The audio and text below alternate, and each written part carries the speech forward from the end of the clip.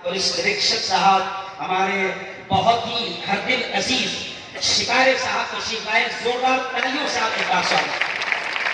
तो मैं अपनी बात पूरी करते हुए साहब यहीं पर कहूंगा कि आज जमीयत उलमा ने बढ़ती आत्महत्या और बढ़ता नशा, एजाज मलिक साहब, फारूक भाई, कि इस उन्वान को हमने इसलिए सिलेक्ट किया है कि जब हमको पता चला साहब कि तकरीबन 5.5 महीने के अंदर तकरीबन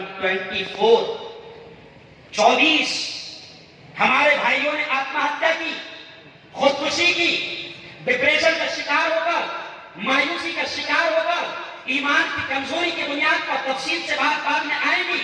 लेकिन जब हमने देखा कि 24 लोगों ने 5.5 महीने में आत्महत्या की और कुछ बच्चे ऐसे साहब कि जिन्होंने नीट का एग्जाम दिया, कुछ बच्चों ने आईपीएस और आईएएस का एग्जाम दिया, वो मायूस हो गए और कहने लगे कि हमारा टारगेट था, हमारा मकसद था कि हम ये इम्तिहान पास करें, हम कलेक्टर बने, हम आईपीएस करें, हम एसपी बने, हम आला अधिकारी बने, लेकिन अब हम इम्तिहान में नाकाम हो गए हैं, तो अब जिंदगी जीने को दिल नहीं चाहता है। तो हमने महसूस किया कि हमारे ये बच्चे जो 12वीं का एग्जाम या नीट का एग्जाम या आईपीएस की आईएएस का एग्जाम पास न होने की बुनियाद पर मायूसी का शिकार हो रहे हैं और गलत कदम बढ़ाने की कोशिश कर रहे हैं, तो हमने उन तमाम को समझाने के लिए बाकायदा इस प्रोग्राम का आगाज किया और हम मोहल्ला मोहल्ला, गली गली जाकर, छोटे छोटे नुक्कड़ और चौराहों पर प्रोग्राम लेकर हम अपनी बहनों को, अपने जवानों को, अपने भाइयों को समझाए कि ये जिंदगी अल्लाह की बहुत कीमती अमानत है। मायूस होकर या डिप्रेशन का शिकार होकर आप इसे खत्म न करें, ये बहुत बड़ा जुर्म है।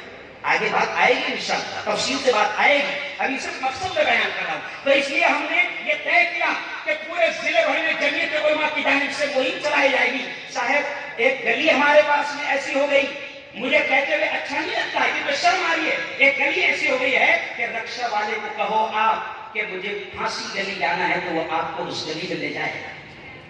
9 औरतों ने वहां पर, 9 लोगों ने वहां पर 2 महीने के अंदर, 3 महीने के अंदर आत्महत्या की है। तो कहीं ना कहीं इसकी रोकथाम जरूरी है। ऐसे ही हम देख रहे हैं कि नशा बढ़ गया और जवान तबाह हो रहे हैं। छोटे छोटे मासूम बच्चे लिक्विड का नशा कर रहे हैं, फांसी की बोतल का नशा कर रहे हैं और अलग अलग स्टाइल में अपनी जिंदगी को तबाह कर रहे हैं। और नशा खतरनाक चीज है जो दुनिया को भी खत्म करती है, आखिरत को भी खत्म करती है, जवानों की जवानी तबाह करती है, खानदान के खानदान तबाह हो जाते हैं। तो नशा मुक्ति के लिए हमने प्रोग्राम शुरू कर दिया और हर मोहल्ले में साहब हम प्रोग्राम ले रहे हैं।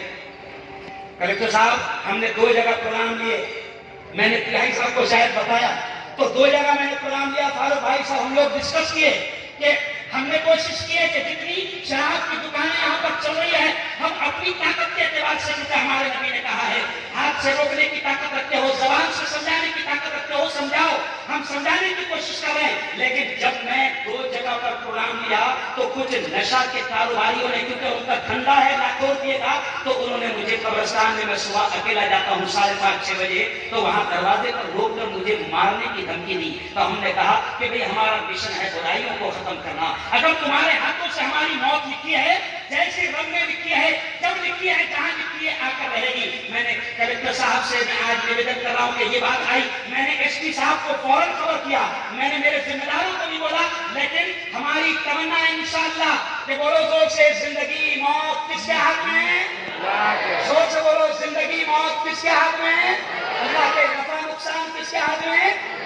हम अच्छे काम करते रहेंगे और जमीयत उलमा ने ये मिशन छेड़ दिया है। हम अपने बच्चों को, मुझे पता चला साहब कि हमारी स्कूल के करीब, मराठी स्कूल के करीब भी कुछ छोटे छोटे बच्चे, एजाज भाई, मौलाना सलीम साहब, मुफ्ती अतीफ साहब, छोटे छोटे बच्चे लिक्विड का और वो कौन से लोशन आते हैं, उनका नशा रात में करते बैठते हैं।